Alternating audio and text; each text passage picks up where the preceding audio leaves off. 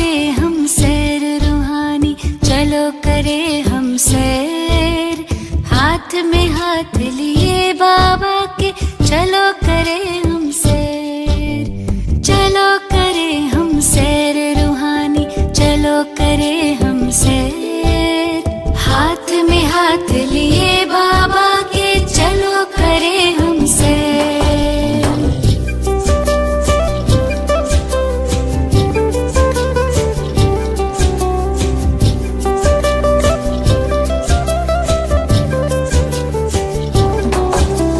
हम सारे विश्व के मालिक बनते हैं। जितना बड़ा वर्षा संगम युग पे मिलता है, पूरे कल्प में कभी नहीं मिल सकता। सिर्फ भारत ही नहीं, सारा विश्व। स्वर्ग कहाँ होगा? कहाँ होगा स्वर्ग? हैं जी? अरे कहाँ होगा? भारत में। हैं? और भारत में स्वर्ग, उसके लिए मुरली में बोला है, वो छोटा सा एरिया होगा जिसमें 50-60 गांव बताए हैं, वहाँ स्वर्ग होगा। लेकिन तुम उसी में, उसी पॉइंट में तुम पूरे विश्व के मालिक बनते हो। माना बाकी तो तामसी दुनिया मिटती रहेगी, हाहाकार में। भारत में भी बहुत ही दुर्गति होने वाली है। भूकंप हैं, बाढ़ें हैं, आएंगी नहीं आएंगी? हाँ, ये मिसाइल थोड़ी बहुत फट सकती नहीं फट सकती? चाइना से अगर युद्ध हो जाए, पाकिस्तान से युद्ध हो जाए, थोड़ी बहुत फटेंगी नहीं फटेंगी? हाँ, वहाँ स्वर्ग होगा। जहाँ ये मिसाइल्स फटेंगी वहाँ स्वर्ग होगा। लगता है 2-4 साल या 14 साल में सफाई होके स्वर्ग हो जाएगा? हाँ, कायदा ही नहीं है।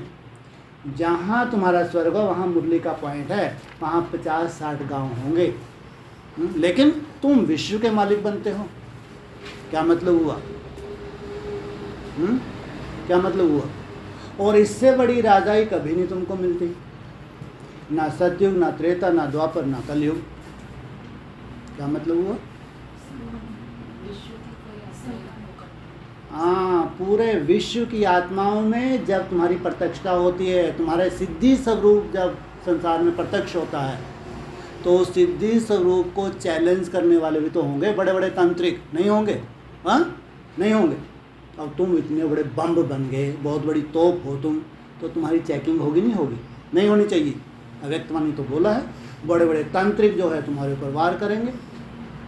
और सब जब छक जाएंगे, वार करके थक गए, टस से मस नहीं हो रहे, और तुम्हारे तो प्रसिद्धि बढ़ती ही जा रही है, तुम्हारी पावर तो दिन प्रतिदिन बढ़ती ही जा रही है, तो पूरे विश्व में नाम वाला होगा नहीं होगा? नहीं होगा। तो पूरा विश्व कहीं पे भी हो, पूरा वर्ल्ड वहीं से बैठे बैठे झुकेगा नहीं झुकेगा? नहीं झुकेगा। और तुम्हारे यहाँ कोई कदम नहीं रख सकता। पांडवों का किला ऐसा बन जाएगा, आश्रित संप्रदाय तो क्या, आश्रित संकल्प भी नहीं आ सकते। कोई भी राष्ट्र अध्यक्ष, चाहे अमेरिका हो, चाहे रशिया हो, चाहे चीन हो, कोई भी हो, तुम्हारी इच्छा के बिना वहाँ कोई कदम रख सकता है? और तुम किसी कंट्री में जाना चाहो तो वेलकम करेंगे नहीं करेंगे? हाँ, नहीं करेंगे? बिल्कुल करेंगे। इसलिए कहा तुम विश्व के मालिक बनते हो। इतनी बड़ी राजाई तुमको कभी मिली ही नहीं। तो हम सारे विश्व के मालिक बनते हैं। सिर्फ भारत ही नहीं, सारे विश्व के, माना तुम्हारी सत्ता को पूरा विश्व मानता है। तुम बच्चे जानते हो हम बेहद के बाप के बच्चे हैं। हम सारे विश्व के मालिक बनते हैं। सिर्फ भारत ही नहीं, सारे विश्व के। क्या? सिर्फ भारत ही नहीं, क्या? पूरे विश्व के मालिक। भल भारत में राज्य करते हो, परंतु विश्व के मालिक हो। राज कहाँ करोगे? हाँ, जहाँ मिसाइल फट गई, हाँ, जहाँ हाहाकार मची है, वहाँ राज करोगे?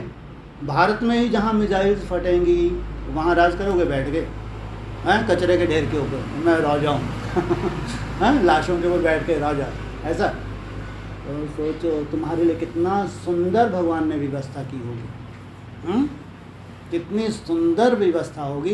एक तरफ घोर नरक, दुखों के पहाड़, और तुम बच्चों को जब छोटा सा मॉडल बना था आदि में, खबर लगी? हैं, बाहर क्या चल रहा है? खूने नाय खेल चल रहा था बाहर, और तुमको कोई खबर ही नहीं लगी। ऐसे अंडरग्राउंड तपस्या में थे। ऐसे अभी वो तो एक मॉडल बना था, अभी प्रैक्टिकल रूप बनने जा रहा है। तो वहाँ कोई दूसरा राजा राज करने वाला नहीं रहता। ये सब राजा हैं नहीं है, अमेरिका का राजा, जापान का राजा, ऑस्ट्रेलिया का राजा, ये राजा हैं नहीं है, कोई दूसरा राजा नहीं हो सकता। तो तुमको कितना नशा रहना चाहिए, चढ़ता है ऐसा नशा। वेद का बाप हम बच्चों को बैठ करके पढ़ाते हैं तो वेद की राजा स्थापना हो जाती है। 67 की बात है ये। तो 67 में जिन बच्चों को बैठ पढ़ाया तो वेद की राजा स्थापना हो गई क्या है? नहीं हो गई। तो फिर किसके लिए बोला? इशारा दिया 50-60 गांव होंगे मगर तुम विश्व के मालिक बनते हो। वो तो होंगे मगर तुम विश्व के मालिक बनते हो। ऐसे नहीं 50-60 गांव के ही मालिक बनते हो, विश्व के मालिक बनते हो। ये बुद्धि में ये बात बुद्धि में लाना चाहिए। माना 2 दुनिया हो गई। और कौन सी 2 दुनिया? जो नरक की दुनिया होगी वो सारे विश्व की दुनिया, और जो स्वर्ग की दुनिया होगी वो छोटी सी दुनिया। जब अपना एक विश्व होगा तो वो छोटा सा विश्व बताया है। तुम जो देवी राज्य स्थापन कर रहे हो वो तुम्हारा छोटा सा भारत अलग होगा। बाकी ऐसा नहीं है कि पूरा विश्व विनाश हो जाएगा। ये भी बोला है, एकदम से तो पूरा विनाश होता नहीं है, धीरे धीरे विनाश होता है। तो इसका मतलब ये हुआ कि जब भारत में पूरी स्थापना हो गई 100%, तो वहाँ से जो लहर फैली, वहाँ से जो प्रत्यक्षता की लहर फैली वो चारों तरफ पूरे विश्व में फैल गई। अब पूरे विश्व में जो भी बड़े बड़े तांत्रिक होंगे, जो भी बड़े बड़े साइंटिस्ट होंगे, जिनको लगता है कि नहीं हम तो नहीं इन बातों को मानते हैं, तो अपने प्रयोग करके भी देख लें। उनके प्रयोगों से भी कोई फर्क नहीं पड़ रहा। बड़े से बड़ा राष्ट्र अध्यक्ष उसने ही प्रयोग करके देख लें, उनको भी ये सबूत मिल जाए कि नहीं ये तो कोई एक्स्ट्राऑर्डिनरी साधारण आत्माएं नहीं है, तो बहुत पावरफुल आत्माएं हैं। तो वहीं से उनकी सत्ता को स्वीकार करेंगे नहीं करेंगे? जब उनकी सत्ता को स्वीकार कर लिए तो कहेंगे विश्व के मालिक। बाकी तुम्हारी इच्छा थोड़ी होती है इनकी गलीचों के ऊपर राज करें जाके, जो ये मिटने वाले हैं, जो सामने खड़े हैं, खत्म होने वाला है सब कुछ। तो ऐसी किच्चड़ पट्टी की दुनिया पे कौन राज करना चाहेगा? लेकिन भगवान आध्यात्मिक शक्ति जब प्रत्यक्ष होती है भारत में, तो चारों तरफ पूरे विश्व में नाम भला होता है, पूरा विश्व को झुकना ही है। तो कहेंगे तुम पूरे विश्व, तुम बच्चों की बुद्धि में है कि नई दुनिया तो बिल्कुल ही छोटी होगी,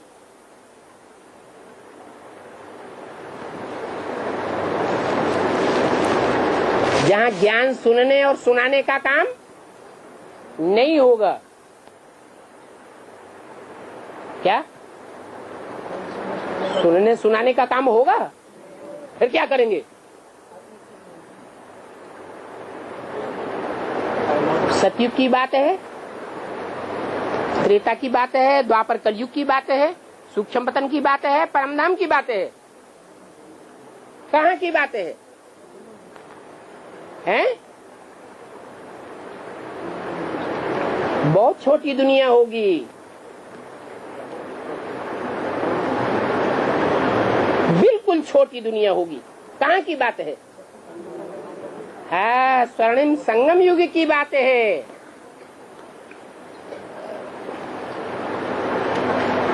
ये पुरानी दुनिया तो कितनी बड़ी है, नई दुनिया तो कितनी छोटी होगी। सारी दुनिया में कितनी लाइट चलती है,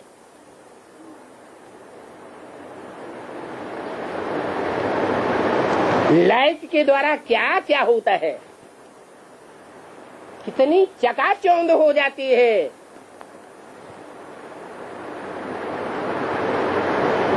नई दुनिया जो होगी जो बहुत छोटी दुनिया होगी वहां ज्ञान सुनने और सुनाने का काम करेंगे। क्या करेंगे? है? अरे कुछ करेंगे कि टब्बू से बैठे रहेंगे? क्या करेंगे? है? हाँ, लाइट स्वरूप होकर के रहेंगे और लाइट स्वरूप के वाइब्रेशन सारी दुनिया में फेंकेंगे। बाकी कर्मेंद्रियों से कोई कार्य नहीं रहेगा, तपस्या में बैठे हुए होंगे। ऐसे नहीं मरे हुए मुर्दे होंगे, मुर्दे भी नहीं होंगे, शरीर होगा, चैतन्य होगा, लेकिन 11वीं इंद्रिय से काम करेंगे या साकार इंद्रियों से कार्य करेंगे? वाइब्रेशन का काम करेंगे। तो दुनिया का परिवर्तन कैसे होगा? वाइब्रेशन से दुनिया का परिवर्तन होता है। अगर ऐसा नहीं हो तो फिर जानवरों को बैठ करके दृष्टि दे दो, वो भी सुधर जाएंगे। सुधरना चाहिए कि नहीं है? जानवरों को दृष्टि दें तो सुधरेंगे? नहीं सुधरेंगे, वो सिर्फ वाइब्रेशन से सुधरेंगे। तो देखो, ये लाइट की विशेषता है। वो दुनिया में है स्थूल लाइट और ये है सर्च लाइट। क्या? सर्च लाइट से सारी दुनिया का परिवर्तन होगा। वो दुनिया ही छोटी होगी। वहां ये लाइट थोड़े ही होगी, है? होगी। एटम बम चारों ओर फटेंगे, भूकंप आवेंगे, तो ये लाइट रह जाएगी? थोड़े ही रह जाएगी। जैसे कि एक छोटा गांव होगा, ये कोई बड़ा महानगर नहीं होगा, नई दुनिया का। अभी तो कितने बड़े बड़े गांव हैं भारत में ही, 7-8 से ज्यादा महानगर हो गए हैं। वहां तो इतने नहीं होंगे, थोड़े मुख्य मुख्य अच्छे रास्ते होंगे। क्या?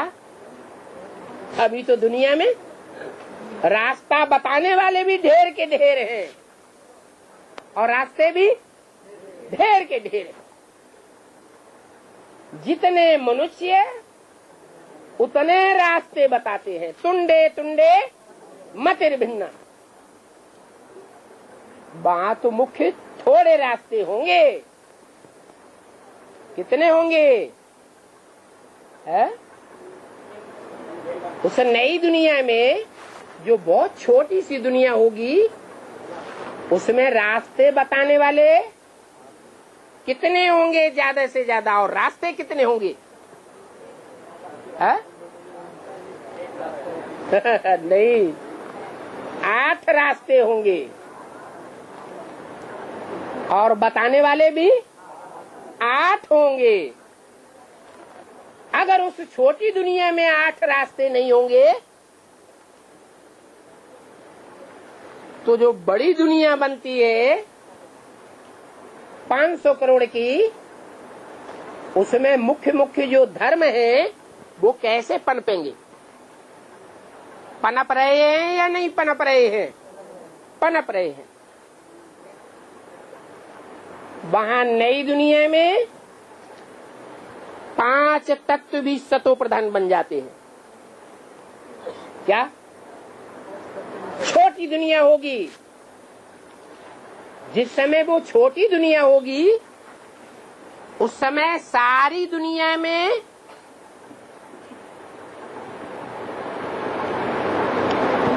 प्रकृति सतो प्रधान होगी या तमो प्रधान होगी? सारी दुनिया में छोटी दुनिया में सतो प्रधान प्रकृति होगी। जैसे ऋषियों मुनियों का शास्त्रों में गायन है। क्या गायन है? अरे ऋषियों मुनियों के वाइब्रेशन का आश्रमों का शास्त्रों में कुछ गायन है? नहीं है। शेर बकरी एक घाट पानी पीते थे। आज की दुनिया में कोई ऐसे ऋषि मुनि है? नहीं है। तो कहाँ की बात है? सतयुग की, त्रेता की, द्वापर की, कलयुग की, कहाँ की बात है? वो द्वापर युग के आज के ऋषियों मुनियों की बात नहीं है। वहाँ ऐसा वाइब्रेशन बनाने वाला कोई गुरु नहीं मिलता है। कहाँ की बात है? 5000 वर्ष पहले की बात है, जहाँ ऐसे वाइब्रेशन वाली दुनिया थी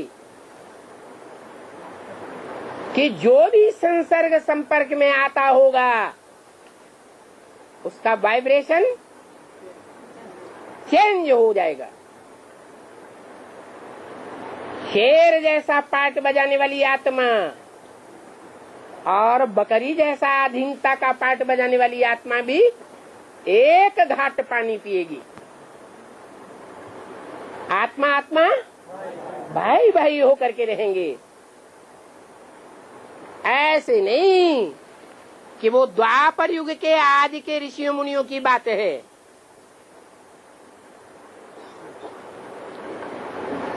वहाँ 5 तत्व भी सतो प्रधान होंगे। उस छोटी दुनिया को जब कहेंगे तो उस समय बड़ी दुनिया होगी या नहीं होगी? है? अरे थोड़े लोग बोल रहे। जब ऐसी छोटी दुनिया वाइब्रेशन वाली बनेगी सतो प्रधान, तो बड़ी दुनिया होगी या नहीं होगी? वो भी होगी, लेकिन वहाँ 5 तत्व तमो प्रधान होंगे। तमो प्रधान 5 तत्व बहुत नुकसान पहुंचावेंगे, बहुत दुखदायी होंगे। और छोटी सी सतो प्रधान दुनिया के 5 तत्व कैसे हो जाएंगे? सतो प्रधान हो जाएंगे।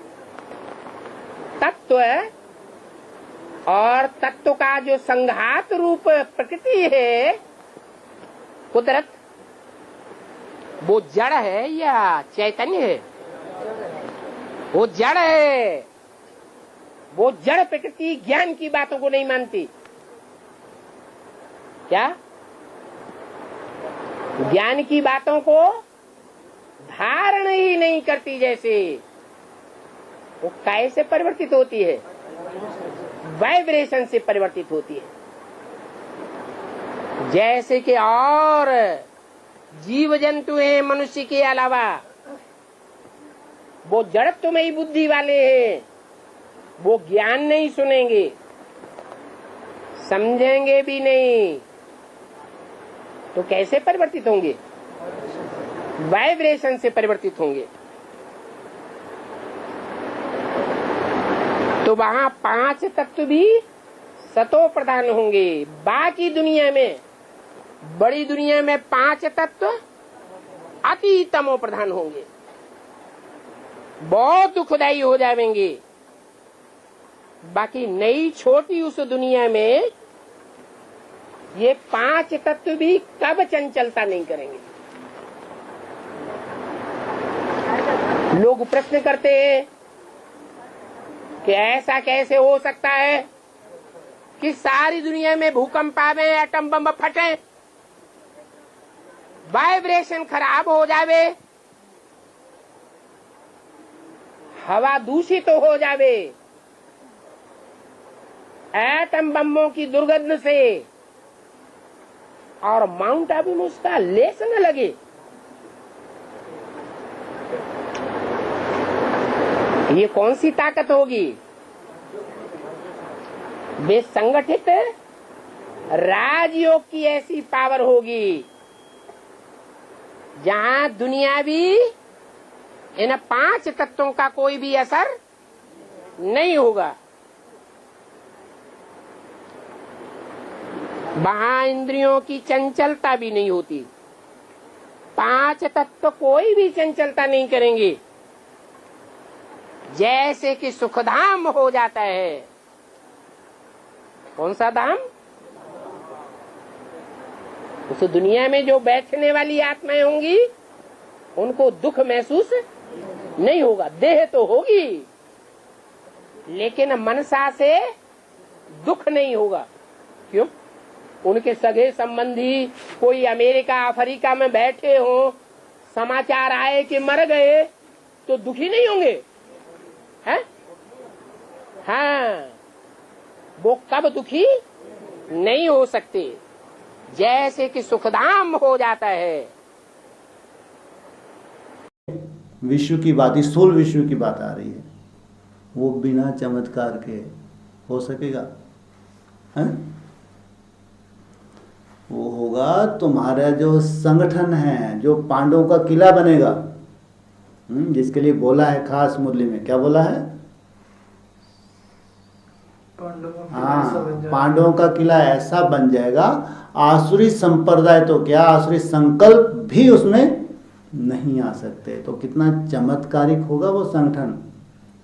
और उस संगठन का मैसेज ऐसे उस संगठन में चमत्कार हो रहे होंगे कि पूरे विश्व को मालूम पड़ा। कोई बोलेगा उसको पैराडाइज, कोई बोलेगा उसको जन्नत, कोई बोलेगा बैकुंठ, स्वर्ग, लेकिन हिम्मत नहीं है कि बिना परमिशन के वहां पांव रख सकें। तो सोचो कैसे चमत्कार होंगे वहां पे, जो सबको मालूम है, मैसेज है, लेकिन वहां जा कोई नहीं सकता। आसुरी संप्रदाय तो छोड़ो, आसुरी संकल्प भी प्रवेश नहीं हो पाएंगे। तो पूरे विश्व में नाम वाला होगा नहीं होगा? सोचो वो कितने समय में? ज्यादा 14 पूरे विश्व की, स्थूल विश्व की बात आ गई ना। हा? फिर सारी दुनिया में डंका बजेगा। कब? जब पूरी राजधानी स्थापन हो जाएगी तो दुनिया की कोई राजधानी, कोई सरकार, कोई देश की गवर्नमेंट, भले अमेरिका महाशक्ति की गवर्नमेंट क्यों न हो, वो भी उस संगठन से टक्कर नहीं ले पाएगी। इसलिए अव्यक्तवाणी में बोला, ये ब्राह्मणों का संगठन ऐसा पावरफुल संगठन बन जाएगा कि इस संगठन रूपी माला में कोई भी भिखारी पांव भी नहीं रख सकेगा। जब कोई जासूसी ही नहीं कर पाएगा तो जीत पाएगा? है? नहीं जीत सकता।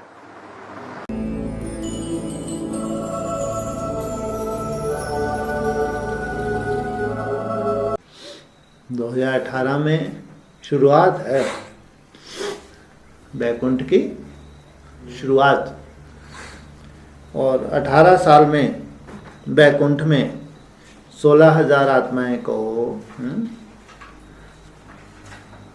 बैकुंठ की संपूर्ण जानकारी कह लो। बैकुंठ और स्वर्ग में कुछ अंतर है या एक ही है?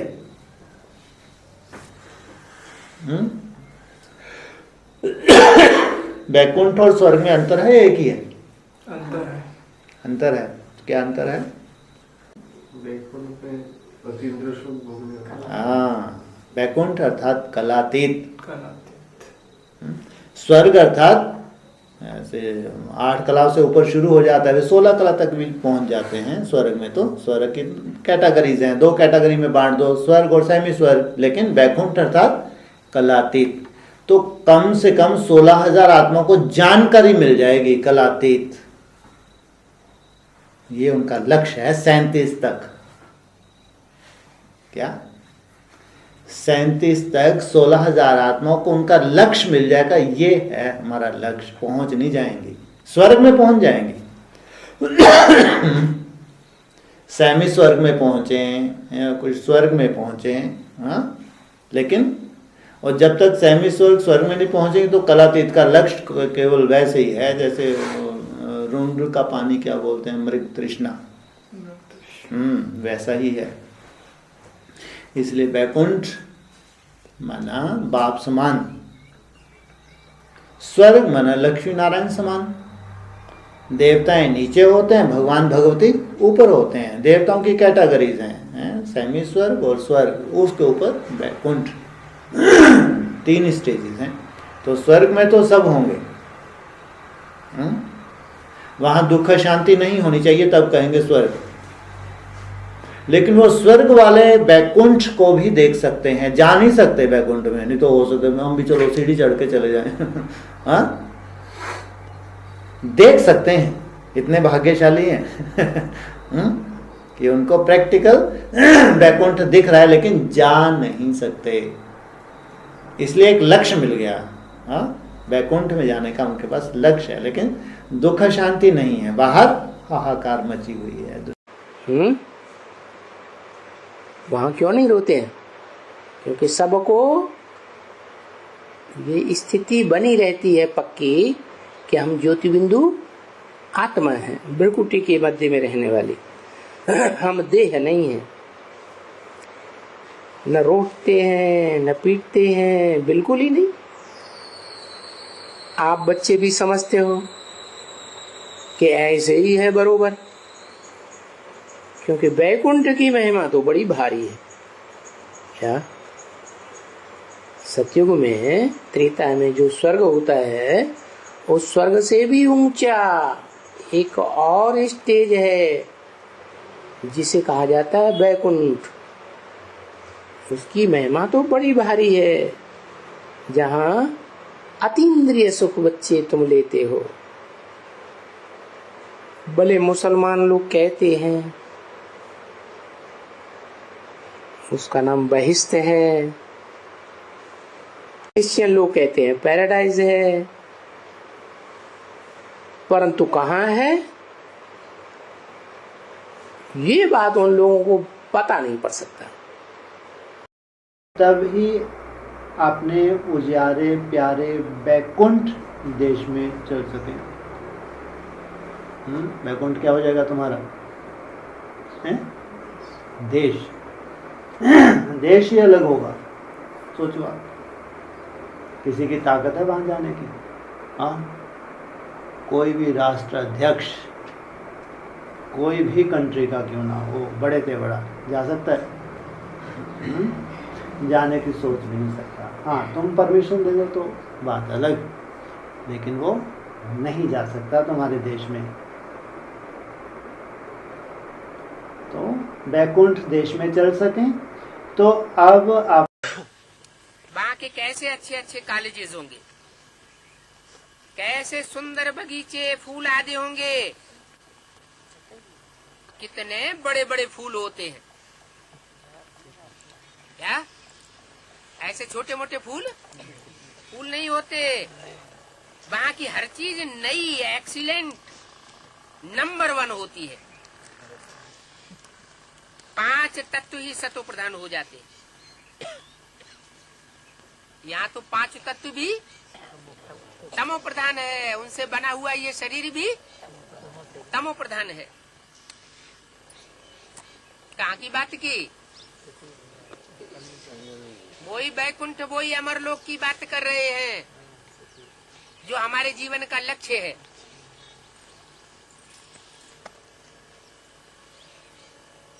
तुम्हारी सेवा कौन करेंगे? ये 5 तत्व तुम्हारी सेवा करेंगे। अभी क्या कर रहे हैं? अभी तो जमीन हिलती है, पृथ्वी हिलती है, डोलती है, तो सारे मकान टूट पड़ते हैं। आय दैया तो वह मच जाती है। उस समय ये 5 तत्व तुम्हारी बहुत अच्छी सेवा करेंगे।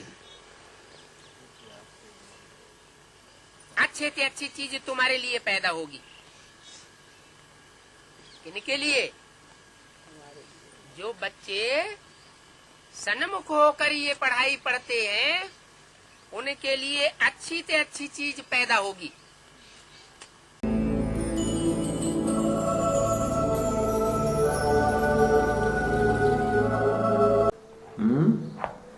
ज़रूर हिमालय की तराई का कोई क्षेत्र है विशेष रूप से जो बाबा बहुत बड़ी लैंड खरीदते हैं। नहीं खरीदते, दुनिया से हट के होगा, उसको एक देश कह लो, एक जो पूरी दुनिया उसको जानती है, जिसको कोई पैराडाइज कहे, कोई जन्नत कहे, कोई स्वर्ग कहे। वहाँ दुनिया का कोई भी ऐसा साधन नहीं जो वहाँ मौजूद ना हो। और वहाँ की साइंस इतनी रिफाइन होगी, शायद आज वो साइंस भी कल्पना नहीं कर सकती कि 10-15 साल में हम कैसा रूप धारण करने वाले हैं, क्योंकि अव्यक्तवाणी में उसका इशारा दिया है। बाहर का भपका बहुत है। यह साइंस भी 100 वर्ष चलती है। देखो पहले से बाबा ने इशारा दे दिया।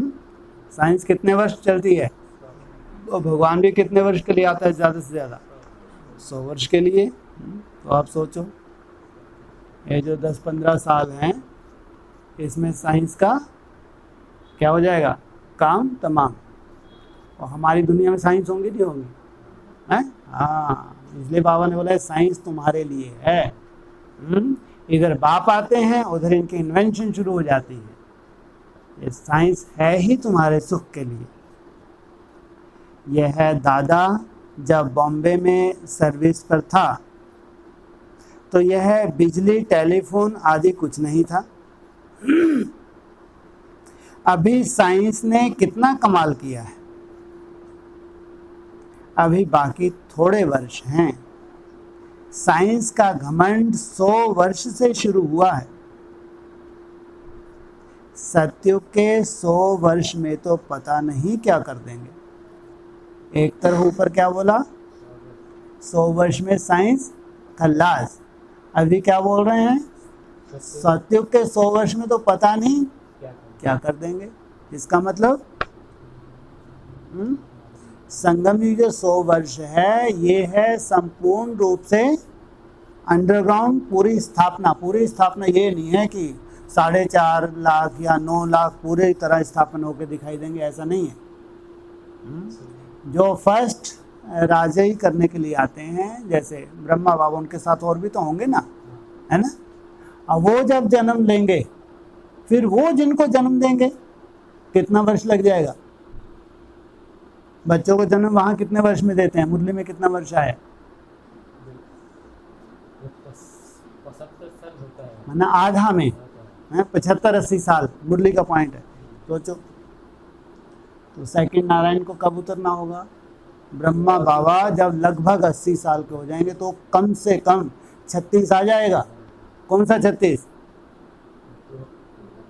है, 2 लो, ये तो सामने खड़ा है। अरे सेकंड नारायण की बात करें, 9 लाख पॉपुलेशन होनी चाहिए, है हाँ 2136, जब 9 लाख तब कहेंगे अब पूरा सत्युग है। तब तक जो 100 वर्ष की इन्वेंशन साइंस क्या कुछ करने वाली है, जो ये मरने वाले तो देख ही नहीं पाएंगे। सोचो आप, कल्पना करके देखो। दादियों को साक्षात्कार होता था, बच्ची बैठती थी, बटन दबाती थी, ऐसे इतनी आवाज की गति से भी तेज, और कोई एक्सीडेंट नहीं। सुना नहीं, अनुभव सुनाती है, साक्षात्कार करते थे। हाँ, वो कितना जबरदस्त वंडरफुल साइंस होगी, आज तो कोई उसकी कल्पना कर नहीं सकता। अभी साइंस ने सबको स्वर्ग जैसा दिखा दिया। आप विदेशों में चले जाओ, कहते हैं स्वर्ग जैसा लगा है ना, उनको लगता है यही स्वर्ग है, जबकि उसके अंदर तो नरक है या स्वर्ग है, माया का पांव। लेकिन जो सत्युग की दुनिया होगी, वहाँ जो एक रिफाइंड रूप लेके साइंस जाएगी, वो कितनी रिफाइन होगी। वहाँ उनकी बुद्धियाँ कैसी होंगी, तामसी होगी, सात्विक होंगी, सात्विक होंगी। वहाँ विनाश का तो कोई रोल ही नहीं है। इसलिए मुरली ने बोला ये साइंस तुम्हारे लिए है। तो कितने वर्ष का हो जाएगा संगम युग, ये तो 40 वर्ष बढ़ाए थे। अब ये पूरी कैलकुलेशन करना और कितना लंबा चलेगा है। तो सत्युग के 100 वर्ष में तो पता नहीं क्या कर देंगे। सत्युग के 100 वर्ष में वहाँ इन सब चीज़ों में बल रहता है जो तुम यहाँ से ले जाते हो। ऐसा नहीं वहाँ से कोई और साइंस आ जाएगी, हैं? यही साइंस वहाँ जाके और रिफाइन होती जाएगी।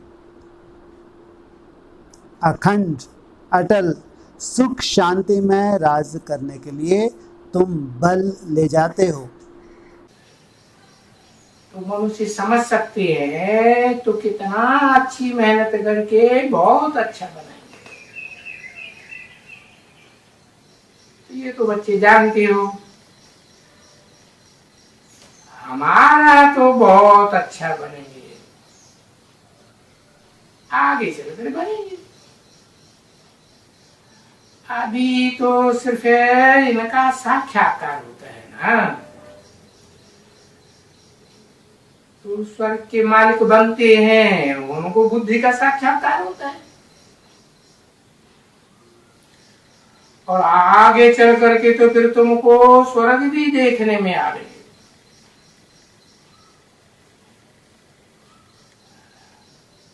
ऐसे नहीं समझो कि नहीं देखने में आवेगी। जैसे आदि में साक्षात्कार में जाते थे तो आगे भी जाएंगे। ऐसे नहीं समझना चाहिए कि आगे नहीं जाएंगे, तो बुद्धि के साक्षात्कार की बात है। नहीं, तुमको आइडिया मिलेगी, भाई ऐसा बनाएंगे, परंतु वो आइडिया भी तो फिर किसको होगी? तो जिसको होगी वो फिर वो फाइनल करेंगे, वो फाइनल करेंगे जो विजयमाला के दानी बनेंगे। अभी भी प्रैक्टिकल में है, ऐसे कंट्रीज हैं, वहाँ ऐसी कॉलोनीज हैं जहाँ हर एक के घर में विमान है, हर एक के घर में विमान है। तो जो चीज़ अभी भी है, तो ये जो साइंस है सबसे बड़ी सहयोगी तो हमारी बनने वाली है। कहीं भी नुकसान नहीं करेगी, फ़ायदा ही फ़ायदा करेगी। अभी तो नुकसान से फ़ायदा, साइंस से फ़ायदा कम हो रहा है, नुकसान ज़्यादा हो रहा है। जो भावना है तुम्हारे लिए ही, लास्ट ये जो साइंस निकली है 100-150 वर्ष पहले, तुम्हारे लिए बोलते नहीं बोलते, तो क्योंकि अभी देव युग जो आने वाला है उसमें साइंस की ज़रूरत है। और सबसे ज़्यादा कौन सी एनर्जी तुम्हारे काम आने वाली है? Atomic energy. उससे सब काम चलेगा, सोलर से पूरा काम चलेगा। इतनी सुंदर दुनिया भगवान तुम्हारी हथेली में। नई दुनिया में हम चल करके स्कूल में नहीं जावेंगे। कैसे जावेंगे? हेलीकॉप्टर से। ऐसे नहीं कि वहाँ जहाज नहीं होंगे। यहाँ पुरानी दुनिया में जहाज हैं और नई दुनिया में जहाज ही न हो, तो नई दुनिया अच्छी या पुरानी दुनिया अच्छी? फिर तो नई दुनिया बेकार हो गई। लेकिन नहीं, नई दुनिया में भी जहाज होते हैं और पुरानी दुनिया में भी जहाज होते हैं। फिर अंतर को कुछ होगा कि नहीं होगा? अंतर ये है कि नई दुनिया में जो भी हेलीकॉप्टर या जहाज होंगे वो कभी भी एक्सीडेंट नहीं हो सकता, एक्सीडेंट प्रूफ होंगे। और यहाँ पता नहीं कब एक्सीडेंट हो जाए और सारे के सारे मर जाए। और यहाँ तो सबको मुहैया नहीं है। और वहाँ हर फैमिली को अपने अपने जहाज होंगे क्या? और वो भी इशारे से चलने वाले होंगे। ऐसे नहीं कि वो वहाँ की तकनीक पढ़ाई पढ़ो बैठ करके 10-20 बरस, तब वो वहाँ की तकनीक सीखने में आवे। नहीं, यूं इशारा किया तो इधर घूम गया, यूं इशारा किया तो इधर घूम गया, यूं इशारा किया तो ऊपर गया, यूं किया तो नीचे आया।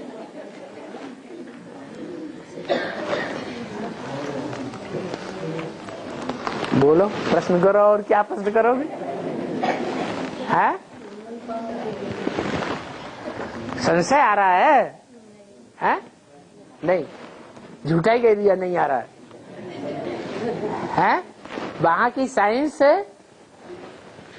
यहाँ की साइंस के मुकाबले ज्यादा तीखी होगी या कम तीखी होगी?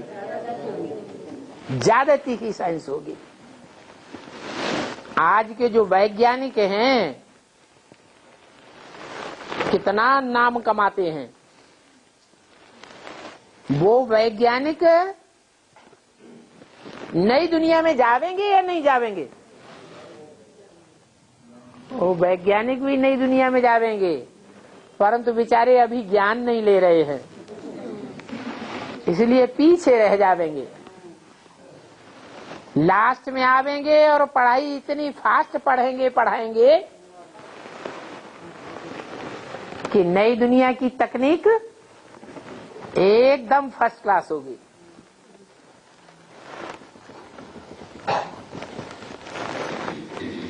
यह है 5 तत्वों को नियंत्रण करने वाली साइंस। और वहां साइंस कैसी होगी? 5 तत्व जड़ हैं या चैतन्य हैं? जड़ हैं। जड़ 5 तत्वों को चैतन्य आत्मा नियंत्रित करती है या जड़ तुम्हें आत्मा नियंत्रित करती है? आत्मा 5 जड़ तत्वों को भी चैतन्य वो नियंत्रित कर लेती है। तो 5 तत्व पावरफुल हुए या आत्मा पावरफुल हुई? आत्मा पावरफुल हुई। और आत्मा को राजयोग सिखाया जा सकता है, 5 तत्व राजयोग नहीं सीखते। लेकिन बाबा का कहना है कि जब तक तुम बच्चों ने 5 तत्वों को सतो प्रधान नहीं बनाया है, दुनिया के 5 तत्वों को, तब तक नई दुनिया नहीं कही जाएगी। कौन सी दुनिया कही जाएगी? पुरानी दुनिया ही कही जाएगी। जब तुम योग बल से 5 तत्वों को भी सतो प्रधान बना लेंगे, तब दुनिया नई कही जाएगी। तो आज के वैज्ञानिक तो 5 तत्वों को ही कंट्रोल कर रहे हैं, जानकारी ले रहे हैं। फिर क्या होगा? 5 तत्व पूरे ही कंट्रोल में आ जाएंगे और आत्मा जो है वो इतनी कंट्रोल्ड हो जाएगी, एकाग्र हो जाएगी कि इच्छा की और काम हुआ, सारा काम इशारे से होगा।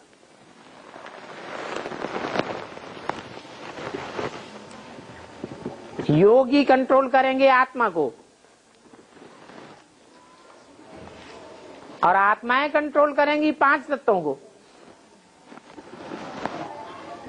अब 5 तत्व जो प्रकृति है वो सारी दुनिया को सतही कंट्रोल कर लेगी।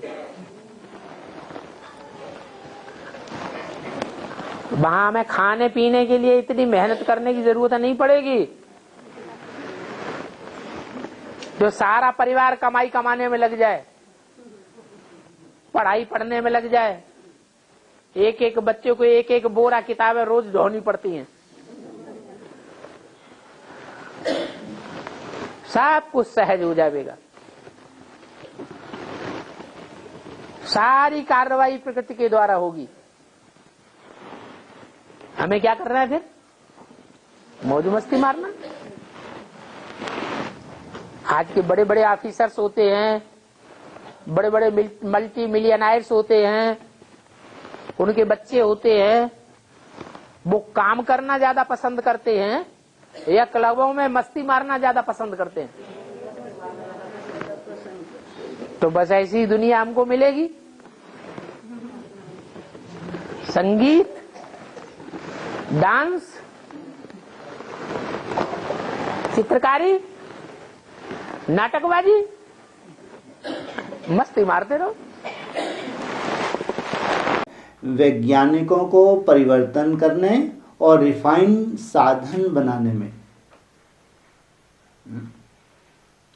जो साधन जैसे ही संपन्न होंगे तो उसका सुख संपूर्ण आत्माएं लेंगी। लगे हैं बेचारे दिन रात।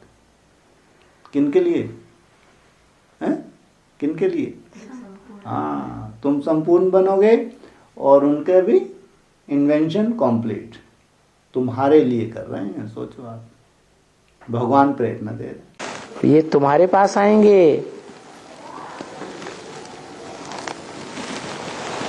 है ना? ये बिजली बनाने आएंगे, तुम्हारी पंखा बनाने वाले आएंगे, ये सभी अच्छे अच्छे मैकेनिक तुम्हारे पास आएंगे। क्योंकि अभी तो बहुत टाइम पड़ा हुआ है। क्या तुम्हारा पुरुषार्थ अभी परिपक्व स्टेज में नहीं पहुंचा है? जब परिपक्व स्टेज में तुम्हारा पुरुषार्थ पहुंचेगा तो ये सब आवेंगे। तुम्हारा जब प्रभाव निकलेगा तब वो बड़े बड़े वैज्ञानिक तुम्हारे पास, बड़े बड़े क्या नाम, ये मैकेनिक तुम्हारे पास आएंगे, किंतु कोई राजाई में नहीं आएंगे। क्या बनेंगे? कारीगर बनेंगे। कारीगर लोग फिर भी तो तुम्हारी रैयत हो जाएंगे ना। रैयत बने प्रजा बन जाएंगे। जो रैयत होकर के आएंगे तो वो सभी सीखे हुए तो आएंगे ना कारीगरी। अभी सीख करके आएंगे, बहुत आवेंगे। तुम देख लेना, आगे जाकर के बड़े बड़े भी आएंगे आर्टिस्ट। ये सब बनाने वाले आएंगे, बिजली बनाने वाले, ये कारीगर वगैरह अच्छे अच्छे। क्योंकि नया नया फैशन निकलता रहता है ना।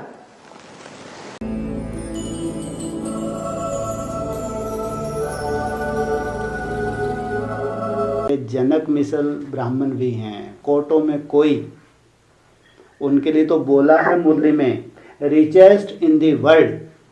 ये जो त्रिमूर्ति है ये रिचेस्ट इन दी वर्ल्ड, माना ब्राह्मणों की दुनिया में सबसे जास्ती धनवान ये त्रिमूर्ति है। सोचो, जो यहाँ जितना ज्ञान धन को धारण करता है उसको स्थूल रूप में कोई कमी होगी? हो नहीं सकती। जो अरब खरबपति जो साधनों को यूज करते हैं वो भी स्वतः ही तुम्हारे कदमों में आ जाते हैं। Golden spoon in your mouth, बोला नहीं बोला? आकार मुरली का पॉइंट है। ये है असली धन। ज्ञान धन को धारण करना, प्योरिटी को धन को धारण करना। सब बिजनेस फेल होंगे, लेकिन जो ईश्वरीय बिजनेस है, जो ईश्वरीय दुकान है, ये दिन प्रतिदिन बढ़ती जाएगी। और बच्चे भी हैं। कौन से बच्चे?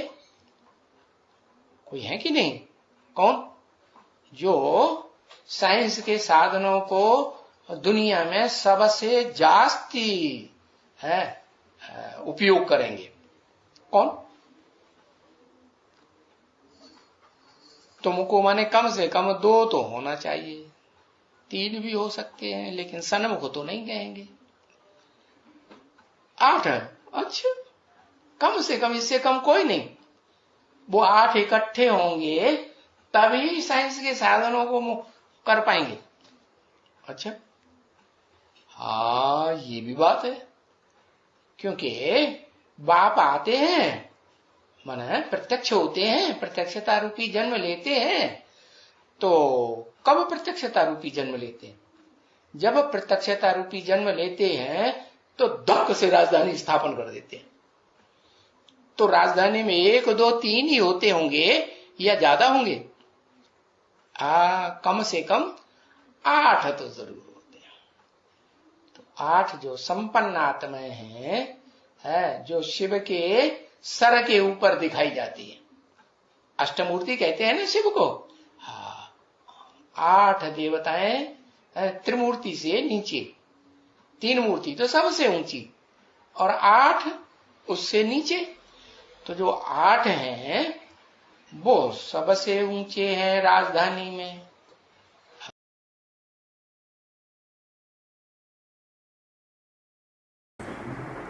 बहुत बड़ी साइंस है। साकार मुरलियाँ पढ़ के देखो। साकार मुरलियाँ क्या कहती हैं? तुमको घूमने जाने की कहीं दरकार है?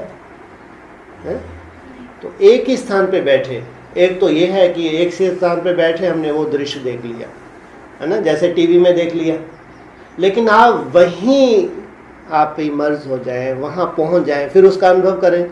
कोई पैसा भी खर्च नहीं हुआ आपका। कितनी बड़ी साइंस है ये।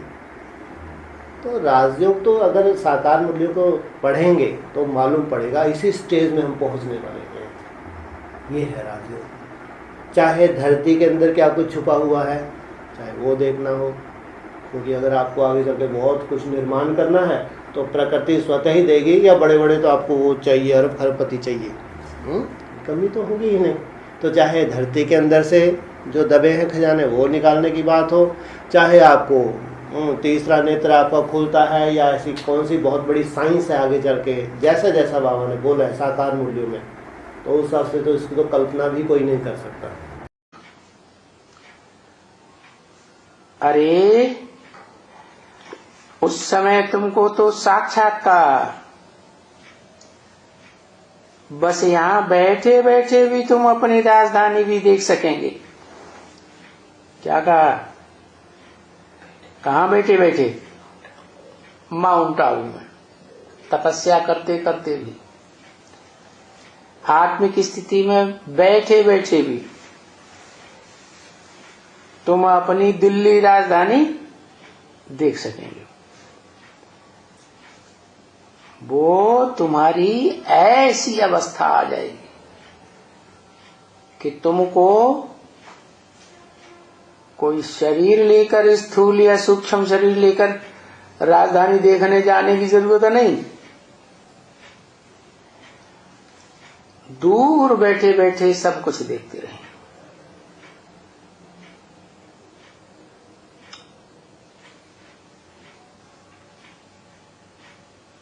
विनाश भी जल्दी जल्दी देखते रहेंगे। क्या कहा है? राजधानी भी देखेंगे और दुख की दुनिया भी देखेंगे। इसलिए बोला, जिसने अंत किया उसने सब कुछ किया, और वो अंत आने से पहले ही जो शरीर छोड़ के चले गए एक्टिव, उन्होंने समझो कुछ नहीं किया।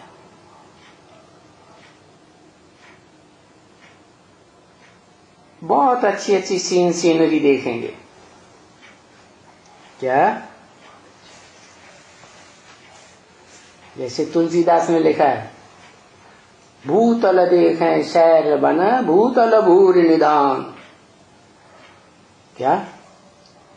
इस पृथ्वी पर जो भी प्रकृति की छटा है, पहाड़ों में, जंगलों में, या पृथ्वी के तल्ले में,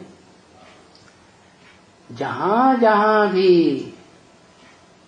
भूरि निधान अर्थात बड़े बड़े भंडार भरे पड़े हैं सोने चांदी हीरे जवाहरातों के,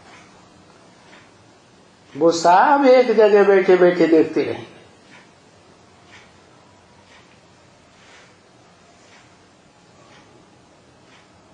ये बात तुलसीदास ने लिखी। आदिकाल में आत्माएं जब धरती पर है आई, देवी देवताओं की दुनिया स्वर्ग यही कहलाई। आदिकाल में आत्माएं जब धरती पर है आई, देवी देवताओं की दुनिया स्वर्ग यही कहलाई। थे भंडार भरे भारत के, थे भंडार भरे भारत के, लगे सुखों के ढेर। सतयुग को हम मुख दे अपना, कलयुग को दे